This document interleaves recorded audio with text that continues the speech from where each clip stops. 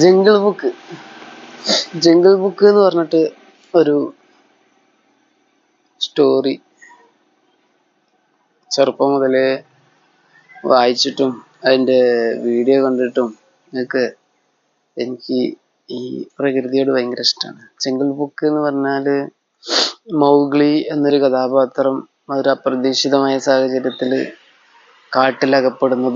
കാട്ടിലകപ്പെട്ടിട്ട് അവിടെയുള്ള ജീവികൾ അവരെ രക്ഷിക്കുന്നതും, ഷേർഖാനും അതുപോലുള്ള ഒരു കടുവേൻ്റെ അടുത്തുനിന്ന് അതിനെ രക്ഷിക്കുന്നു, കരടി, പിന്നെ ചെന്നായ, അതുപോലെ പെരുമ്പാമ്പ്, ഇതിൻ്റെയൊക്കെ കൂട്ടായിട്ട് ഈ ഒരു കുട്ടി ജീവിക്കുന്നതും അതിൻ്റെ കാര്യങ്ങളൊക്കെയാണ് ആ കഥയിൽ അങ്ങനെ മുന്നോട്ട് പോകുന്നത്.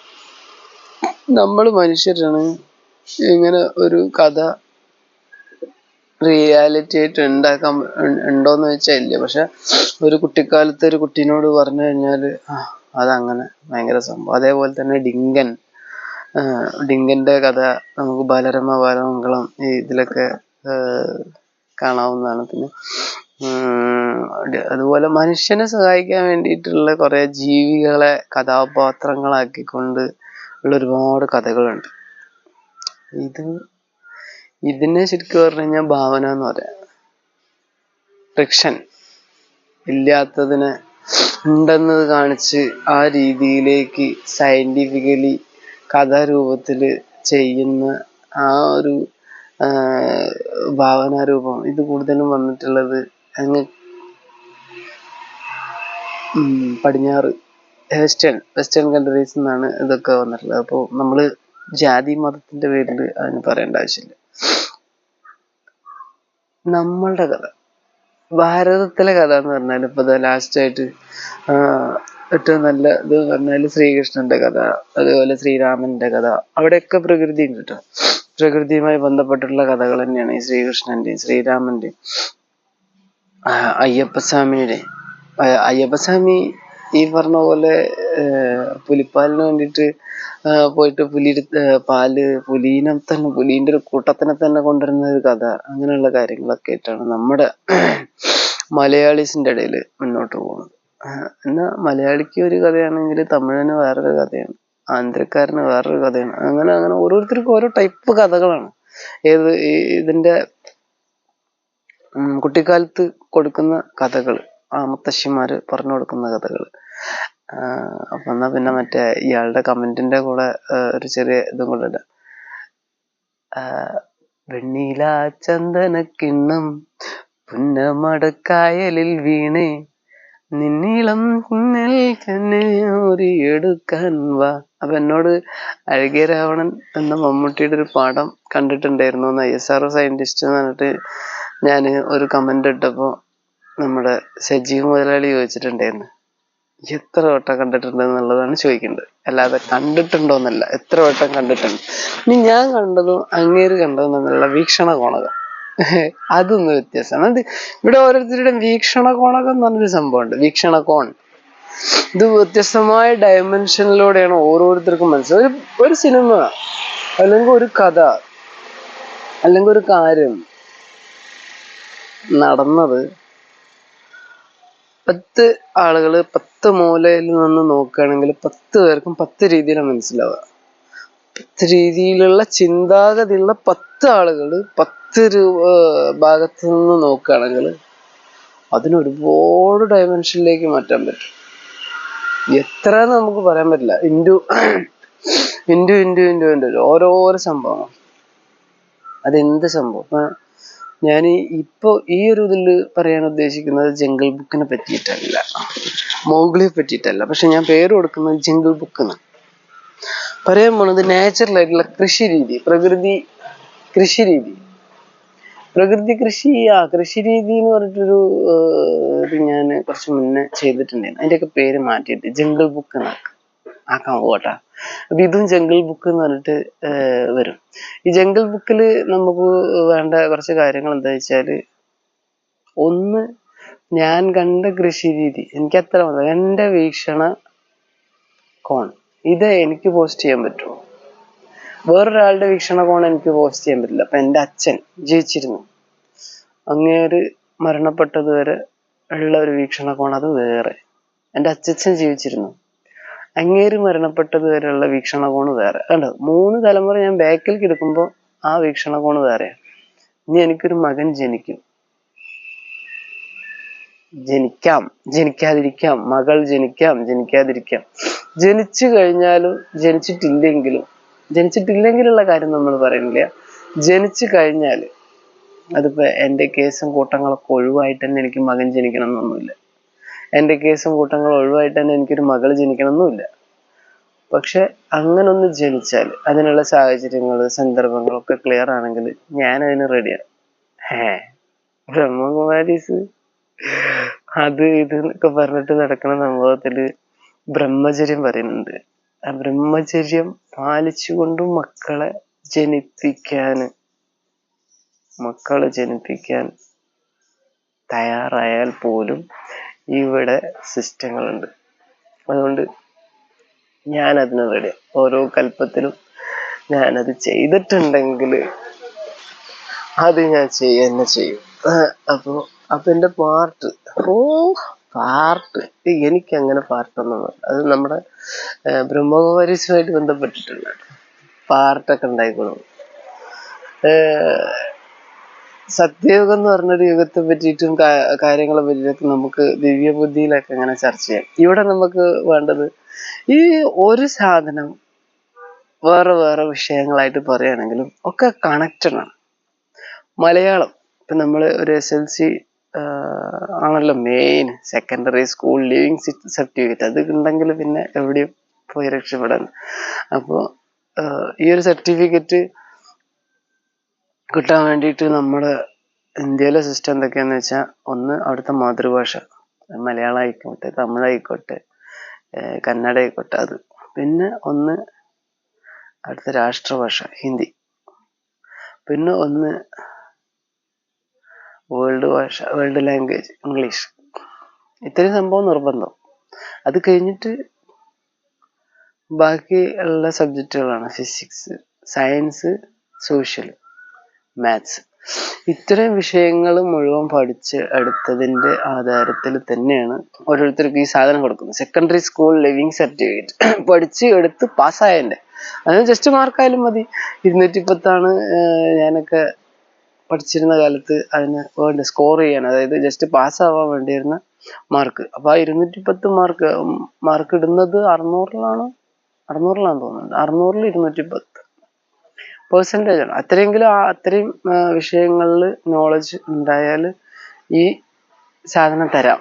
ഇതാണ് ഗവൺമെന്റിന്റെ പ്രോമിസ്. ഈ പ്രോമിസിനെ പറ്റിയിട്ടൊന്നും മനസ്സിലാക്കിയിട്ടൊന്നും അല്ല നമ്മൾ ഈ 1-ാം ക്ലാസ്സിൽ പോയി ചേർന്നത്. ഈ സാധനത്തില് മിനിമം മാർക്ക് എപ്പം നേടിയാലും ഈ സാധനം തന്നാൽ മതി, സെക്കൻഡറി സ്കൂൾ ലിവിങ് സർട്ടിഫിക്കറ്റ്. പക്ഷെ ചിലര് എന്ത് ചെയ്യും, ആ 15-ാമത്തെ വയസ്സിൽ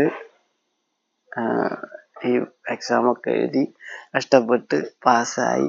ചിലർ അതിൽ തോറ്റ് രണ്ടാമത് എഴുതി. ചിലർ 2-3 വട്ടം തോറ്റിട്ട് 2-3 തവണ പ്രൈവറ്റ് സ്കൂളുകളിൽ പോയിട്ട് ഈ സെക്കൻഡറി സ്കൂൾ ലിവിങ് സർട്ടിഫിക്കറ്റ് ആദ്യം അന്ന് ഉണ്ടായതിനേക്കാളും നല്ല സ്കോറോട് കൂടിയിട്ടൊക്കെ പാസ്സാവുന്നവരുണ്ട്. ചിലര് അതെന്താ വെച്ചാൽ അവരുടെ ബുദ്ധിയുടെ തലം അപ്പോഴേക്കും. ചിലര് 15 കൊല്ലം തല കുത്തി മറിഞ്ഞാലും ഈ ഇത്തരം വിഷയങ്ങളിൽ ഈ സ്കോർ എടുക്കാൻ പറ്റാത്തവരുണ്ട്. അപ്പൊ അത് അവരുടെ ബുദ്ധിയുടെ തലം.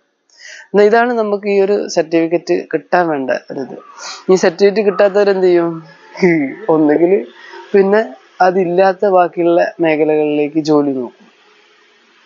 ഇതിന്റെ ഒരു പ്രധാന സംഭവം, ഏതൊരു വ്യക്തിയിലെയും പ്രധാന സംഭവം എന്ന് പറഞ്ഞാല്, പ്രധാനപ്പെട്ട ആവശ്യം എന്ന് പറഞ്ഞാല് അവന്റെ കുടുംബ സാഹചര്യങ്ങളെ, കുടുംബം ഒറ്റയ്ക്കായാലും ശരി വലിയൊരു കൂട്ടായാലും ശരി, അവന്റെ സാഹചര്യത്തെ, ആ സാമൂഹിക വ്യവസ്ഥയെ അടിസ്ഥാനമാക്കിക്കൊണ്ട് മുന്നോട്ട് പോയിക്കൊണ്ടിരിക്കുന്നതിന്റെ കൂടെ പോവാം. ആരും ഒഴുക്കിനെതിരെ നീന്താറില്ല. വളരെ കുറച്ചാളുകൾ ഈ പറഞ്ഞ സംഭവമൊക്കെ ഒഴുക്കിനെതിരെ നീന്തും. നമ്മൾ പഠിച്ചു വെച്ച പല സംഭവങ്ങളും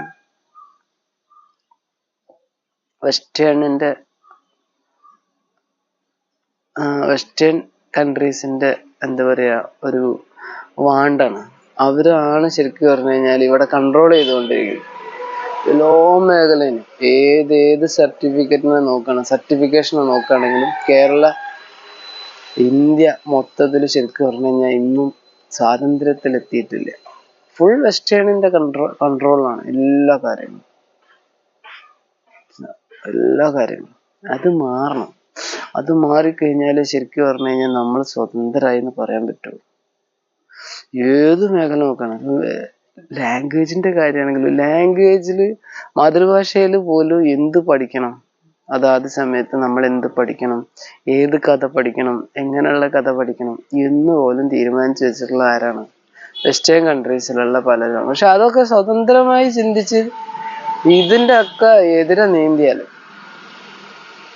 ഇവിടുത്തെ സയൻസിന്, ഇവിടുത്തെ സോഷ്യലിന്, ഇവിടുത്തെ മാത്സിന് നമുക്ക് നമ്മുടേതായ രീതിയിലേക്ക് കൊണ്ടുവരാൻ കഴിഞ്ഞാൽ വീണ്ടും വളരെ സിമ്പിളായിട്ട് ഭാരതം സമ്പൽ സമൃദ്ധമാവുക തന്നെ ചെയ്യും. ഭാരതം സമ്പൽ സമൃദ്ധമായ അത്രത്തോളം സാമ്പത്തിക സമൃദ്ധി വേറെ ഒരു രാജ്യത്തിനും ആദ്യം ഉണ്ടായിരുന്നില്ല, ഇങ്ങോട്ട് ഉണ്ടാവാനും പോണില്ല. പക്ഷെ ഭാരതം എന്താണെന്നുള്ളത് ആദ്യം മനസ്സിലാക്കണം. ഭാരതത്തിന്റെ കൃഷി രീതികളെ പറ്റി മനസ്സിലാക്കണം, ഭാരതത്തിന്റെ സംസ്കാരത്തെ പറ്റി മനസ്സിലാക്കണം. അങ്ങനെ കുറേ കാര്യങ്ങൾ മനസ്സിലായത് ഫുൾ കണക്റ്റഡ് ആണ്. അവിടെ ഇസ്ലാം ധർമ്മെന്നോ ക്രിസ്ത്യൻ ധർമ്മെന്നോ ജൈന ധർമ്മെന്നോ ഒന്നും വിഷയമില്ല. എല്ലാത്തിനും ഒത്തുപിടിക്കുന്ന ഒരു രാജ്യത്തിന് വേണ്ടിയിട്ടും അങ്ങോട്ട് പോരാടാം, ഒരു പീസ് തുണ്ട് ഇങ്ങോട്ട് കിട്ടാൻ വേണ്ടിയിട്ട് അങ്ങോട്ട് പോരാടാത്ത, എല്ലാം വിട്ടുകൊടുത്ത് ഒതുങ്ങിക്കൊടുന്ന ഒരു രാജ്യം. പക്ഷെ ഇന്ന് ആ രാജ്യത്തിന്റെ അവസ്ഥ വളരെ താഴെ കിടക്കുകയാണ്. അതിനുള്ള കാരണം ഇവിടെയുള്ള ജനങ്ങൾ തന്നെയാണ്. ഓരോരുത്തരട്ടെ, ഞാനടക്കമുള്ള ഓരോരുത്തരും അതിന് ഉത്തരവാദികളാണ്. അപ്പൊ നമുക്ക് ഈ ഒരു വിഷയത്തിന്റെ കാര്യത്തിലേക്ക് ഡീപ്നെസ്സിലേക്കാണ് ഞാൻ പോകുന്നത്. അപ്പൊ ആദ്യം തന്നെ ഡീപ്നെസ്സിലേക്ക് ഒറ്റയടിക്ക് പോകാൻ പറ്റില്ല. കൃഷിരീതി ആണ് ഈ ജിംഗിൾ ബുക്കിലൂടെ ഞാൻ സംസാരിക്കുന്നത്. അതില് ഓരോന്നിന്റെ പേര് ഞാൻ പിന്നെ കണ്ട ഓരോന്ന് ആദ്യം തുടങ്ങി വെക്കുമ്പോൾ പേര് എനിക്ക് കിട്ടാൻ തന്നെ എന്താ കൃഷിപാഠം എന്നൊക്കെ പറഞ്ഞിട്ട് തുടങ്ങിയിട്ടുണ്ടായിരുന്നു. ഒന്ന് കൃഷിയൊക്കെ ചെയ്തിട്ട് കാണിച്ചിട്ടുണ്ടായിരുന്നു. ഞാനൊരു കുറച്ച് വർഷങ്ങളായിട്ട് കൃഷിക്ക് വേണ്ടിയിട്ട് ശരിക്കും പറഞ്ഞു കഴിഞ്ഞാൽ വലിയൊരു റിസർച്ച് നടത്തിക്കൊണ്ടിരിക്കുകയാണ്. ഒരു വിധത്തിലുള്ള കെമിക്കൽസും ഞാൻ ചെയ്യുന്ന കൃഷിയിൽ ഉപയോഗിക്കാറില്ല കുറച്ചു കാലങ്ങളായിട്ട്. അപ്പൊ അതിന്റെ റിസൾട്ട് പോലും എനിക്ക് കിട്ടണമെങ്കിൽ കുറച്ചു കാലം കൂടെ കഴിയും. നല്ലോണം റിസൾട്ടാണ്. നാച്ചുറൽ റിസൾട്ട് എന്ന് പറഞ്ഞാൽ അതിന്റെ റിസൾട്ടിനോളം വേറൊരു റിസൾട്ട് വേറില്ല. പക്ഷെ ഇന്ന് ആകെ പ്രശ്നങ്ങളായി കിടക്കുകയാണ്,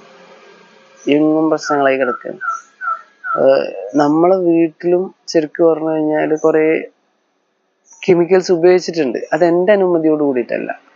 അച്ഛനുള്ള കാലത്ത്, അതായത് ഒരു 5-6 വർഷം മുന്നേ, 6 വർഷമായപ്പോൾ അച്ഛൻ ശരീരം വിട്ടിട്ട്. അപ്പൊ അതിന്റെ മുന്നേ ഈ പറഞ്ഞ പോലെ കെമിക്കൽസ് ഒരുപാട് ഉപയോഗിച്ചിട്ടുണ്ട്. എന്തൊക്കെയാന്ന് വെച്ചാൽ ഫാക്ടംഫോസ്, യൂറിയ ഒക്കെ ഈ കൃഷിഭവനിന്ന് കിട്ടിയത് കുറച്ച് തെങ്ങിൻ്റെ തോട്ടത്തൊക്കെ ഇട്ടിട്ടുണ്ട്.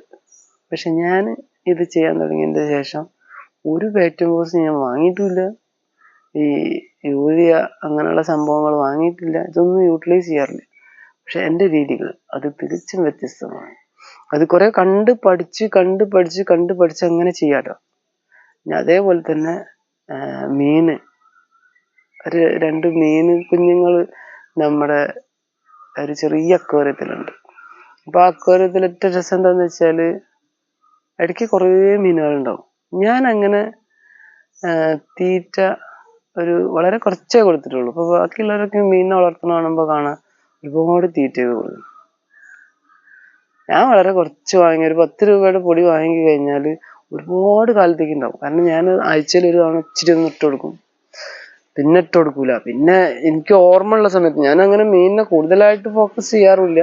പക്ഷെ ഇനി കുറച്ച് മീനിന്റെ അതുപോലെ കുറച്ച് ജീവികളെ കൂടി വളർത്തിയിട്ട് ഇതിനെ കൂടെ ഇതിലേക്കൊന്ന്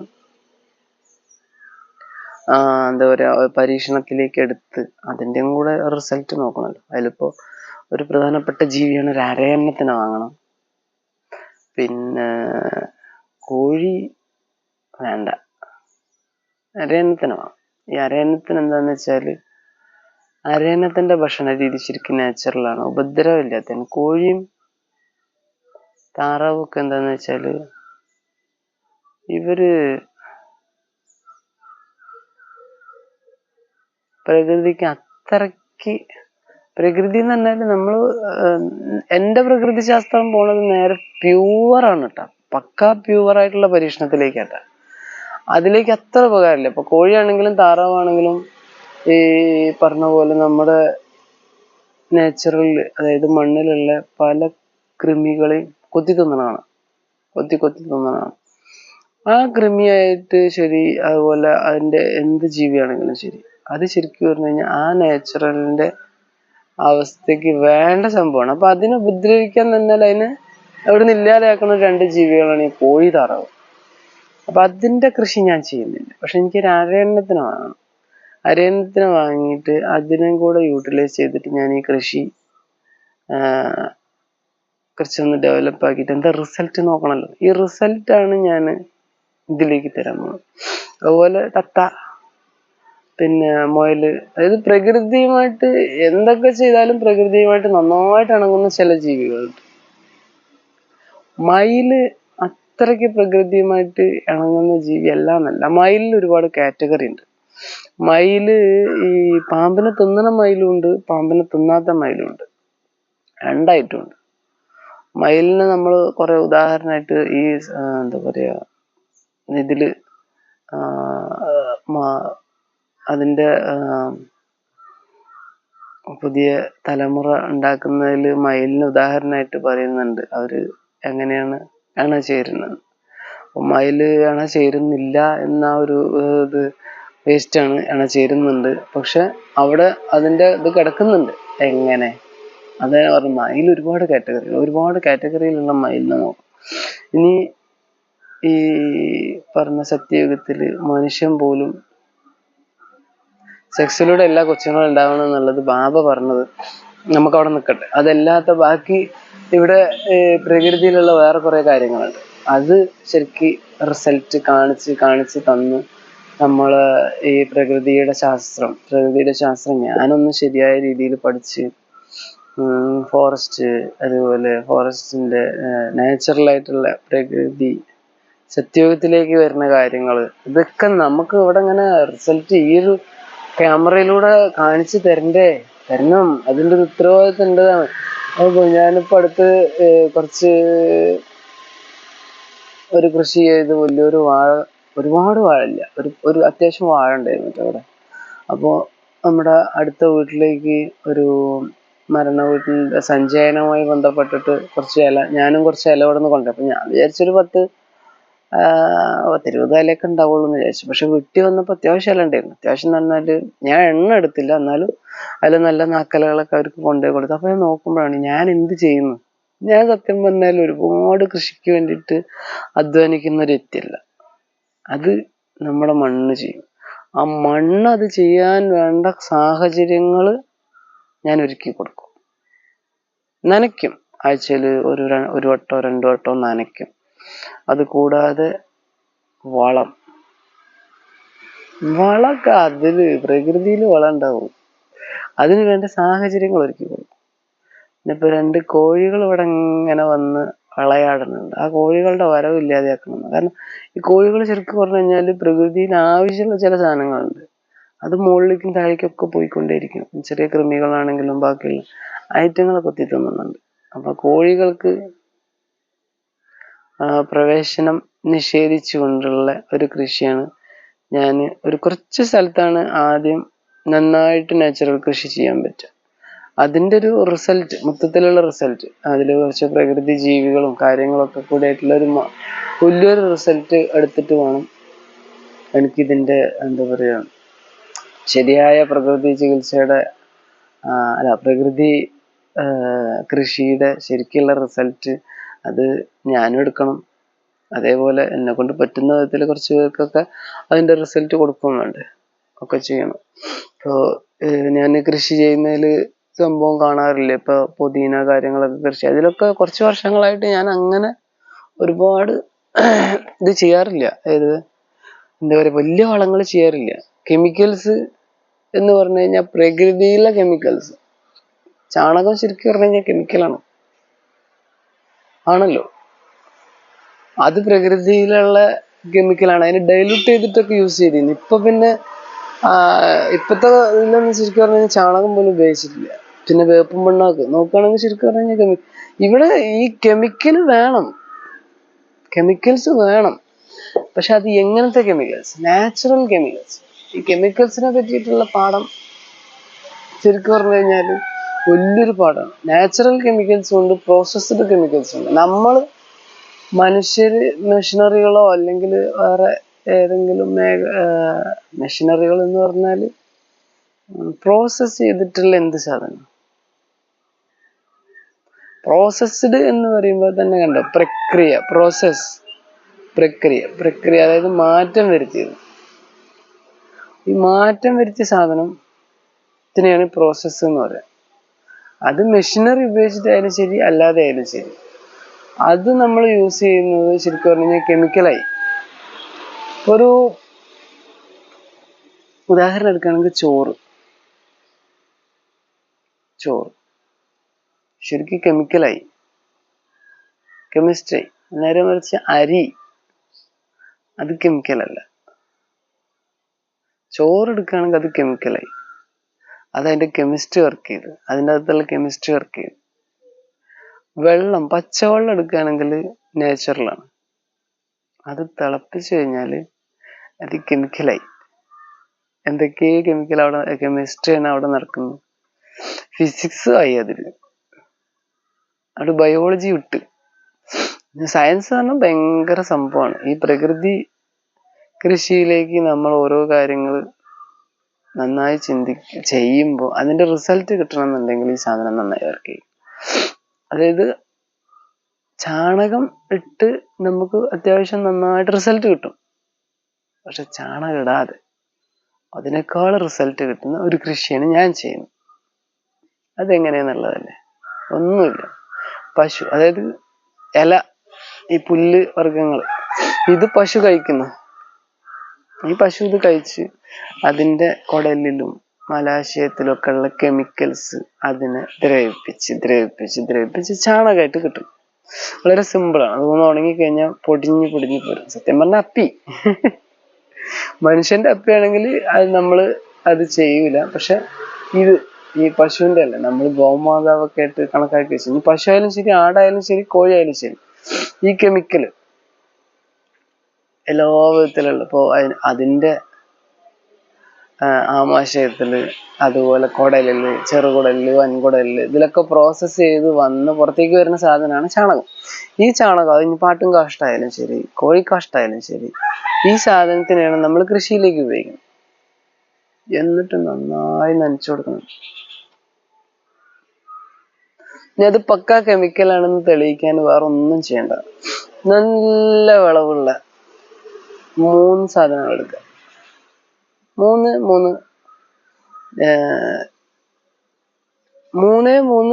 വിളവ്. അതായത് ഇപ്പൊ ഒരു ചീരയാണെങ്കിൽ 3 ചട്ടിയിലാക്കിയിട്ട്, ഞാൻ ഉദാഹരണം പറഞ്ഞു, 3 ചട്ടിയിലാക്കിയിട്ട് അതെടുക്കുക. എന്നിട്ട് 3 ചട്ടിയിലും പരീക്ഷണം നടത്തട്ടെ. ഇതിപ്പോ എനിക്ക് പരീക്ഷണം നടത്തണ്ട. പക്ഷെ ഞാൻ ഈ പറയുന്ന സംഭവം അത് പക്കാ കെമിക്കലാണെന്നോ, അത് ശരിക്കും ഈ പറഞ്ഞ പോലെ ആ ചെടികൾക്ക് ഇച്ചിരി ദോഷം തന്നെയാണെന്നുള്ളതിന്റെ ഒരു പ്രൂഫ് ഞാൻ തരാം. വേണ്ടവർ ചെയ്തു നോയിക്കോട്ടെ. ഒരു ഇച്ചിരി ചാണകം, നല്ല പച്ച ചാണകം തന്നെ ആയിക്കോട്ടെ, അല്ലെങ്കിൽ ഞാൻ ഉണക്ക ചാണകം ശരി, അത് ആവശ്യമുള്ളത് ഒരു ചെടിക്ക് മാത്രം ചെയ്യും. ചട്ടിയിൽ മണ്ണും കാര്യങ്ങളും എന്തൊക്കെയാ വേണ്ടത് വെച്ചാൽ നാച്ചുറൽ ആയിട്ടുള്ള എന്ത് സാധനം വേണമെങ്കിലും മിക്സ് ചെയ്തു അതിലേക്ക് ഒരു ചട്ടിയിൽ മാത്രം ചാണകമോ അല്ലെങ്കിൽ കോഴിക്കാഷ്ടോ അതല്ലെങ്കിൽ ആട്ടിൻകാഷ്ടോ മിക്സ് ചെയ്യാം. എല്ലാത്തിലും ഒരേ അളവില്, അതായത് ഒന്നില് വേണമെങ്കിൽ നമുക്ക് ഈ പറഞ്ഞ പോലെ ഒരു പരീക്ഷണമാണല്ലോ, ആണ്ടവർക്ക് ഫാക്ടംഫോസും യൂറിയയും മറ്റൊക്കെ കൂടിയായിട്ടുള്ള കൃഷി രീതി യൂസ് ചെയ്യും. അതിന് വേണ്ട ആവശ്യത്തിലുള്ള കേട്ടോ. ഇനി ഒരു ചട്ടിയിൽ കൊടുക്കേണ്ട സാധനങ്ങൾ ഞാൻ പറഞ്ഞുതരാം. കുറച്ച് പുല്ല്, വൈക്കോല്, അതുപോലെ ഈ പറഞ്ഞ പോലെ ഇലകള്, എന്തൊക്കെ സാധനം ഉണ്ടോ അത് അതേപോലെ ഇടുക. പുല്ല് നമ്മൾക്ക് കുറച്ച് പറിക്കുക, ആ ഒരു ചട്ടിയിലേക്ക് ആവശ്യമായിട്ടുള്ള കുറച്ച് പുല്ലുകൾ. അതുപോലെ മാവിൻ്റെ ഇലയോ അല്ലെങ്കിൽ അവിടെ എന്തൊക്കെ ഇലകളാണോ കിട്ടുക അതൊക്കെ അതിടുക. ബാക്കി ഇതിൻ്റെ പോർട്ടിംഗ് മിശ്രിതം സെയിം ആയിരിക്കണം. പോർട്ടിംഗ് മിശ്രിതം എന്ന് പറഞ്ഞാൽ ആദ്യം ഇത് ഒരുക്കാൻ വേണ്ട സംഭവങ്ങൾ സെയിം ആയിരിക്കരുത്. ഞാൻ പറഞ്ഞ ഒരു ചട്ടിയിൽ എല്ലുപൊടിയോ അതുപോലെ വേപ്പും പിണ്ണാക്കോ അല്ലെങ്കിൽ കടലപ്പിണ്ണാക്കോ ഒന്നും ചേർക്കാത്ത സാധാ മണ്ണെടുക്കുക. അപ്പൊ അതേ മണ്ണിനെ നമുക്ക് ഒരു സ്ഥലത്തുനിന്ന് ഒരു ചാക്ക് മണ്ണെടുത്തിട്ട്, മണ്ണ് പറഞ്ഞാൽ ഒന്ന് കളച്ച മറിച്ച മണ്ണെടുത്തിട്ട് ഒന്നിൽ വേണമെങ്കിൽ പോർട്ടിംഗ് മിശ്രിതം ഫുൾ കെമിക്കലായിട്ട് ആഡ് ചെയ്തോ, ഒന്നിൽ ഈ പറഞ്ഞ പോലെ ചാണകം, അതിന് വേണ്ട എല്ലുപൊടിയോ മറ്റ് കുന്തങ്ങളോ, അതായത് നാച്ചുറലായിട്ടുള്ള കെമിക്കൽസ് ഒന്നിൽ ഒരു കുന്തവും ചേർക്കരുത്. ഞാൻ പറഞ്ഞത് അതിൽ ചേർക്കാൻ പറ്റുന്ന ചേർക്കുന്നത് ഫുൾ നാച്ചുറൽ ഇലകൾ, പുല്ലുകൾ, ഇതൊക്കെ മിക്സ് ചെയ്തിട്ട് ഒരേ അളവിൽ 3 ചട്ടി എടുത്തിട്ട് അതിൽ 3 ചീരയോ എന്താണോ അവൈലബിൾ അത് വെച്ചോ. എല്ലാത്തിലും ഒരേ ലെവലിലെ വെള്ളം കൊടുക്കാൻ പാടും. ഒന്നിലും വെള്ളം കൂടാൻ പാടില്ല. വെള്ളമാണല്ലോ, നനയാണല്ലോ ഏറ്റവും പ്രധാനം. എന്ത് സ്വർണ്ണിട്ട് കൊടുത്താലും ശരി, നനയ്ക്കാതിരുന്നു കഴിഞ്ഞാൽ ഒരു കൃഷിയും ഫലം തരില്ല. അപ്പൊ ആ നനയ്ക്ക് വേണ്ടിയിട്ട് എല്ലാത്തിലും ഒരേ അളവിൽ നന കൊടുക്കും. ഒരു കപ്പ് ഇത്ര കറക്റ്റ് ഗ്രാം തന്നെ അളന്നിട്ട് ഈ പറഞ്ഞ കെമിക്കൽ യൂസ് ചെയ്തതിലും മറ്റേതിലും മറിച്ചതിലും ഏറ്റവും കൂടുതൽ നല്ല റിസൾട്ട് എന്ന് പറഞ്ഞാൽ ഇതിന് 3 കുറച്ച് വിട്ട് വെക്കണേ. ഒന്ന് കീടങ്ങളുടെ ആക്രമണം എന്ന് പറഞ്ഞ സംഭവം, ഇതും കൂടെ അതിൽ നമുക്ക് വരുന്നുണ്ട്. ഇതില്ലാതെ, കീടങ്ങളുടെ ആക്രമണം ഇല്ലാതെ ഏറ്റവും നല്ല റിസൾട്ട് കിട്ടുന്നത് ഞാൻ ഈ പറഞ്ഞ ഒരു ചട്ടിയില്ലേ, ആ ചട്ടിയിൽ ഈ മണ്ണ്, അതുപോലെ കുറച്ച് ഇലകൾ, പുല്ല് കാര്യങ്ങൾ ഒക്കെ മിക്സ് ചെയ്തിട്ടുള്ള ഒരു ചട്ടി. ഇനി അതെല്ലാം ഫാക്ടംഫോസ്, യൂറിയ, ബാക്കിയുള്ള എന്തൊക്കെ കെമിക്കൽസ് ആ മണ്ണിൽ ഇനിയിപ്പോൾ വേണമെങ്കിൽ നിങ്ങൾ ആ മണ്ണ് കൊണ്ടുപോയിട്ട് റിസർച്ച് എന്താ പറയാ സയന്റിഫിക്കലായിട്ട് അതിന്റെ സാമ്പിൾ എടുത്ത് നോക്കിയിട്ട് എന്തൊക്കെയാണ് കുറവെന്ന് നോക്കിയിട്ട് ആ കുറവുകൾ മുഴുവൻ ആഡ് ചെയ്യാൻ പറ്റിയ എല്ലാ സാധനങ്ങളും കിട്ടും കെമിക്കലായിട്ട്. അങ്ങനെ ഒരു ചട്ടി. പിന്നെ ഒന്നില് ഈ പറഞ്ഞ പോലെ നമ്മള് പ്രകൃതി എന്ന് പറഞ്ഞിട്ട് ചെയ്യണ ഒരു സംഭവം ഉണ്ടല്ലോ, കോഴിക്കാട്ടം, ആട്ടിൻകാട്ടം, അതുപോലെ മണല്, മറ്റേ ചോന്ന മണ്ണ്, അത് ഇതൊക്കെ കൂടെ മിക്സ് ചെയ്തിട്ടുള്ള മണ്ണുള്ള ഒരു ചട്ടി. 3ലും ഒരേ കാലത്ത് ഉയർന്നു വന്നിട്ടുള്ള ഏതെങ്കിലും 3 വിളവുകൾ എടുത്തിട്ട് പരീക്ഷിച്ചു. ഞാൻ ഗ്യാരണ്ടി ഏറ്റവും കൂടുതൽ കാലം നിലനിന്ന് റിസൾട്ട് തരുന്ന ഒന്ന് ഈ പ്രകൃതിയുടെ ചട്ടിയിലായിരിക്കും. ബാക്കിയുള്ളത് റിസൾട്ട് തരില്ല എന്നല്ലാട്ടാ. ഇപ്പൊ ഈ ഫാക്ടംഫോസും മറ്റതും മറിച്ചതൊക്കെ ആഡ് ചെയ്ത് ആ മണ്ണിന് വേണ്ട എല്ലാ സാധനങ്ങളും ആഡ് ചെയ്ത സാധനം നമുക്ക് നന്നായിട്ട് റിസൾട്ട് തരും. ആദ്യം തന്നെ നന്നായി തളച്ച് വളർന്ന് ആ ചീര ചീരയാണെങ്കിൽ ഏത് വിളവാണെങ്കിലും കേട്ടോ, ചീര ആയാലും ശരി, മുളകായാലും ശരി, ഏതിനേക്കാളും നല്ല വൃത്തിയിൽ വിളവ് തരും. ഒരേ അളവിലാട്ടോ എല്ലാത്തിനും വെള്ളം കൊടുക്കുന്നത്. ഇനി ചാണകത്തിന്റെ ഇത് ചെയ്ത സാധനം ഉണ്ടല്ലോ, അത് നല്ല രീതിയിൽ വളവ് തരും. അതിന്റെ ശേഷമേ ഇവൻ വളരുള്ളൂ. ഇവൻ പതുക്കെ വളരുള്ളൂ. ഈ നാച്ചുറലായിട്ട് ഞാൻ പറഞ്ഞ ഒരു കൃഷി എടുക്കുകയാണെങ്കിൽ അവൻ പതുക്കെ വളരുള്ളൂ. അവൻ പതുക്കെ വളർന്നിട്ട് അവൻ തരുന്ന റിസൾട്ട് ഇതിനേക്കാളും കൂടുതലായിരിക്കും. ലെവന്റെ അവസ്ഥ ഉണ്ടല്ലോ, ഈ കെമിക്കൽ ആഡ് ചെയ്തിട്ടുള്ള ഈ ചട്ടിയിലുള്ള അവന്റെ അവസ്ഥ എന്താ വെച്ചാൽ നന്നായിട്ട് റിസൾട്ട് തരും ആദ്യം തന്നെ. കാരണം കറക്റ്റ് അളവ് ഒരു നല്ലൊരു കൃഷി ഓഫീസറുമായിട്ടോ അല്ലെങ്കിൽ വേറെ ആരെങ്കിലും ആയിട്ട് ഒരു സയന്റിസ്റ്റുമായിട്ടോ സംസാരിച്ചിട്ട് നിങ്ങൾ അതിന് വേണ്ട കറക്റ്റ് അളവ് കൊടുത്തോ. സയന്റിസ്റ്റുകൾ ഉണ്ടല്ലോ ഇവിടെ, അവര് സംസാരിച്ചിട്ട് കറക്റ്റ് അളവുകൾ കൊടുത്തോ, അത് നന്നായിട്ട് റിസൾട്ട് ആദ്യം തരും.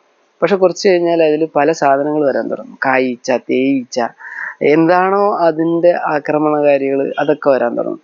അതിന് നിങ്ങൾ മരുന്നടിക്കാൻ അവരുടെ നിർദ്ദേശം ഉണ്ടെങ്കിൽ അത് അടിച്ചോ. പക്ഷെ ആ അടിക്കുന്ന മരുന്ന് ഒരു കാരണവശാലും ഞാൻ ഈ പറഞ്ഞ ഈ പ്രകൃതിയുമായി